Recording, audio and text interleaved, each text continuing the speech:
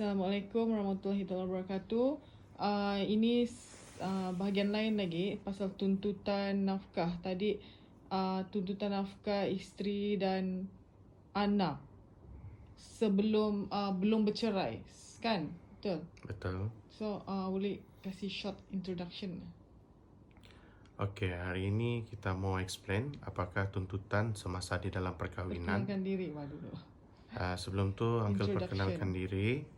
Nama Uncle Sufian Ismail, merupakan pengamal perundangan syariah di negeri Sabah atau lebih dikenali dengan Peguam Syar'i lah. So, hari ini kita akan explain beberapa perkara mengenai hak seorang isteri semasa di dalam perkahwinan. Apakah yang perlu dilakukan? Okey, apakah yang perlu dilakukan terhadap seorang suami yang gagal atau culas memperuntukkan nafkah semasa? Apakah yang dimaksudkan peruntukan nafkah semasa adalah nafkah seorang isteri yang dibayar secara konsisten setiap bulan.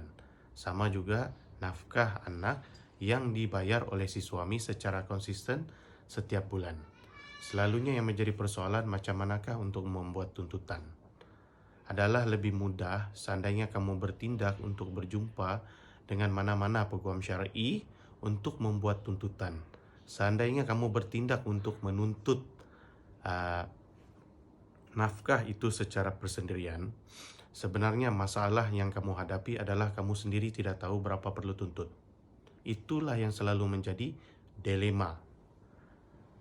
Jadi kalau kamu menggunakan hikmat seorang peguam, kamu perlu hanya menyatakan fakta kehidupan perbelanjaan kamu dan selebihnya itu akan ditentukan oleh seorang peguam tu berapakah kadar yang sepatutnya kamu tuntut terhadap seorang suami.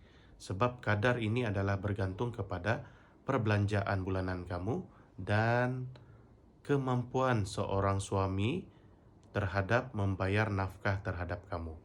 Macam benda ni kan dia macam sensitif sikit kan? Betul? Betul sensitif kan? Betul sensitif. Jadi kalau macam mana cara dia tu advice dari kamu lah, macam kalau macam contoh lah kan ada kejadian ni, jadi saya perlukah bawa suami saya dulu untuk counselling kah macam mana, untuk ataupun terus jumpa dengan peguam kah macam mana tu, supaya dia macam menarik benang dalam tepung lah kan, tiada siapa yang terasa ke apakah. Okey, sebenarnya bila kamu bertanyakan tentang ini, sebaik-baiknya adalah seorang isteri itu berbincang untuk mendapatkan kaunseling atau konsultasi daripada seorang peguam syar'i sebelum membuat tuntutan di mahkamah. Untuk pengetahuan kamu juga semua, kadar perceraian tertinggi disebabkan Nafkah. bercerai ini adalah disebabkan oleh nafkah. Dan Uncle boleh beritahu, kadar perceraian disebabkan oleh tidak membayar nafkah adalah setinggi 60 hingga 70%. Punca perceraian adalah dengan alasan suami tidak membayar nafkah. Oh, jadi artinya kan langkah untuk selesaikan masalah ni adalah satu tindakan yang paling bijak lah. Betul. Seorang yang ingin mengubah ataupun untuk memperbetulkan suami dia ni dengan tidak menggunakan tindakan undang-undang adalah berbincang dengan pihak suami agar mendapatkan khidmat konsultasi daripada seorang peguam syar'i. Sebab kadang-kadang ni suami ni dia mempunyai ego yang tinggi. Jadi bila ego dia yang tinggi ni, sepatutnya isteri cuba untuk memujuk si suami untuk berjumpa dengan peguam syar'i supaya suami ni sedar betapa seorang suami itu wajib membayar nafkah. Sebenarnya bab nafkah ni boleh diselesaikan di luar mahkamah sebenarnya. Tapi apabila berlaku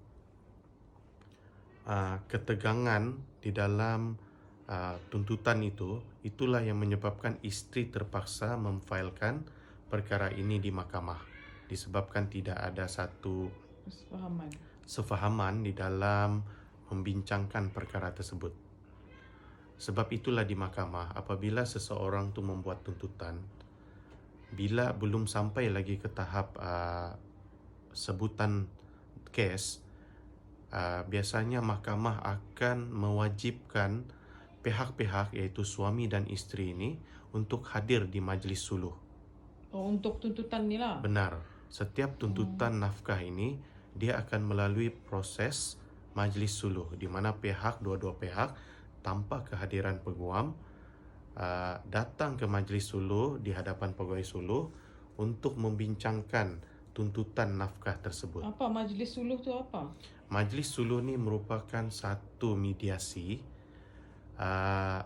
untuk membincangkan tuntutan yang telah dibuat oleh seorang isteri itu terhadap si suaminya, mungkin tuntutan nafkah isteri semasa, sebelum tuntutan ini dinaikkan ke tahap sebutan yang pertama ataupun persediaan untuk perbicaraan. Jadi daripada buang masa untuk buat tuntutan di mahkamah, adalah lebih baik kamu mendapatkan konsultasi daripada seorang peguam untuk menyelesai secara damai tuntutan isteri kepada si suami. Tapi seandainya keegoan si suami itu berterusan, maka biasanya peguam syar'i akan menasihatkan agar tuntutan ini diteruskan di tahap ataupun di peringkat mahkamah Ini syariah. mahkamah rendah, mahkamah tinggi? Biasanya tuntutan nafkah isteri ini di peringkat mahkamah rendah syariah. Oh. Jadi artinya kan bagus buat buat tindakan untuk buat tuntutan kan kalau suami yang culas ni, sebab akhirnya nanti bergaduh-bergaduh bercerai juga. Betul. Sebab biasanya bila kamu melibatkan cuma di peguam syar'i, kebanyakan peguam syar'i akan mengadvise atau membuat satu perjanjian persetujuan. Oh, agreement. Ya. Jadi masing-masing akan ingatlah, sebab kalau kita setakat perbincangan mulut tanpa perjanjian, selalunya pihak-pihak ni akan cuba culas balik. Jadi biasanya peguam tu akan membuat satu perjanjian persetujuan terhadap nafkah ini. Nafkah isteri maupun nafkah anak. So lepas macam agreement tu dia tidak ikut, barulah buat apa? Betul. Itulah yang Buat tuntutan di sebaik-baiknya. mahkamah. Jadi perkara ini pun tidaklah berlanjutan sampai ke peringkat mahkamah. Dia baru di peringkat perbincangan di Artinya antara adalah peguam. penyelesaian yang baik. Betul. Jadi Uncle nasihatkan kepada isteri-isteri, bagi mereka yang menghadapi situasi suami ni tak hidung masin, cuba untuk berbincang dahulu untuk mendapatkan konsultasi dua belah pihak ini terhadap peguam syar'i. So kalau mau buat consultation tu kena datang dua-dua lah, suami dan isteri. Tapi kalau macam mana suami tidak mau datang? Kalau suami tidak mau datang, enggan untuk datang, biasanya begini. Kamu jumpa dulu secara solo, jumpakan Nanti dulu peguam call. syar'i. Boleh. Peguam syar'i akan cuba telefon. Seandainya perkara ini juga tidak jalan, so biasanya peguam syar'i akan menasihatkan kita proceed terus ke mahkamah lah. Sebab kita sudah bagi warning, bagi peluang untuk hadir, untuk sama-sama berunding tanpa melibatkan proses mahkamah.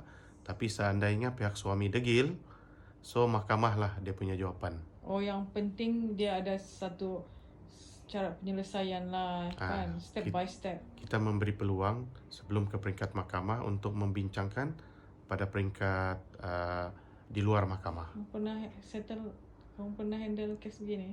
Ya, sebelum ni pun kami ada beberapa kes yang melibatkan perkara demikian, dan alhamdulillah benda ni tidak diteruskan ke peringkat mahkamah.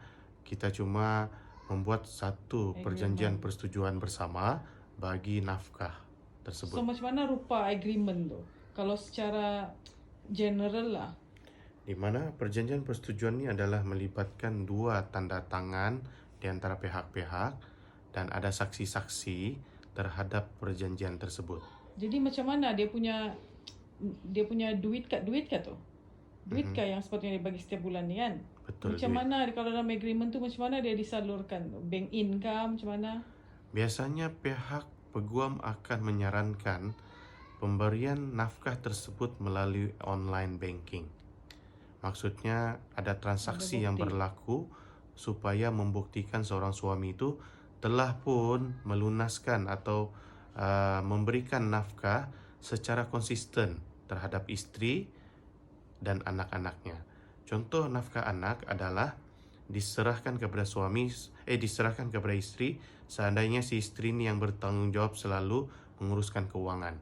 Tapi seandainya suami itu sendiri yang menguruskan keuangan, sebab pasangan suami istri ini dia berbeza. Kadang-kadang ada memang istri yang selalu pergi shopping beli barang. Kadang-kadang ada memang suami yang beli barang, atau memang suami yang menguruskan pembayaran segala iuran, sekolah apa semua. Itu adalah bergantung kepada perbincangan pihak-pihak. Yang penting perbelanjaan itu lunas. Maksudnya keperluan si istri sebagai seorang istri dengan nafkah itu mencukupi, sama juga dengan anak lah. Boleh kah tanya kalau macam contoh begini ya? Mungkin boleh bagi jawapan secara general je lah, tak payah spesifikkan. Contohlah gaji laki itu 10,000. Berapa ribu saja yang ditinggalkan untuk dia tu? Yang lain kena bagi untuk semua isteri dan anak-anak. Bagi untuk dia tu siapa? Suami lah. Sebenarnya macam ini. Dia adalah mengikut keperluan bulanan seorang tu. Sebab kita tidak ada satu spesifik macam mana untuk bahagi-bahagi untuk diri dia apa. Tapi selalunya macam inilah. Dia akan tolak kebanyakan hutang ataupun dia punya komitmen setiap bulan. Lepas tu baru diagih-agihkan kepada nafkah isteri dan ni. Mungkin lebihannya itu baru dia buat simpanan lah untuk belanja dia.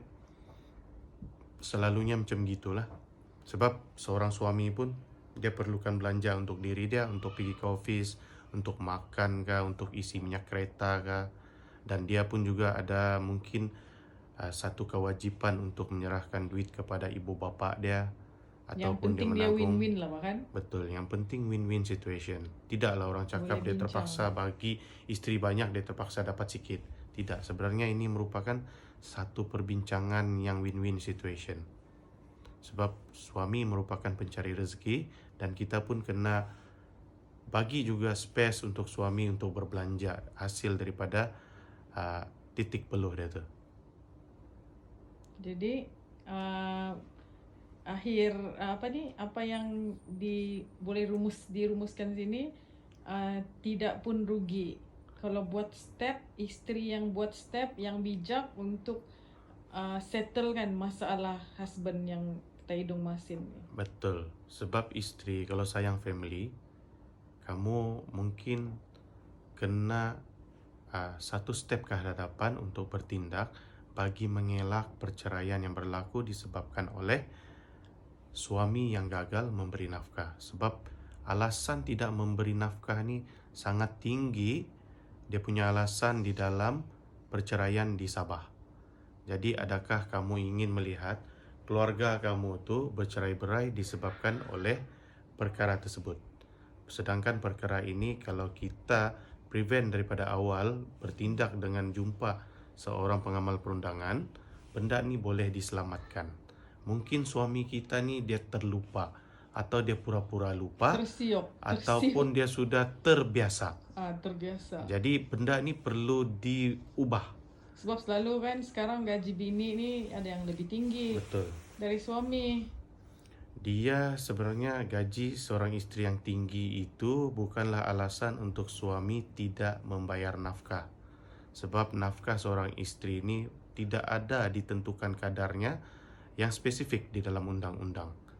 Jadi apapun suami mesti wajib. Apapun suami ambil wajib memberikan nafkah kepada isteri dan anak-anak. Jadi jangan take for granted lah sebagai seorang suami mentang-mentang isteri ini orang yang pegawai tinggi dan dia pegawai rendah, itu bukanlah alasan. Sepatutnya kita sebagai seorang suami hendaklah berusaha untuk mendapatkan rezeki yang lebih tinggi daripada isteri kita. So, okay lah kan? So, harap dia clear. Uncle harap semua follower Uncle dalam jangan malu. FB ni jangan terus malu. Terus buat tindakan. Betul. Untuk dapatkan consultation dulu.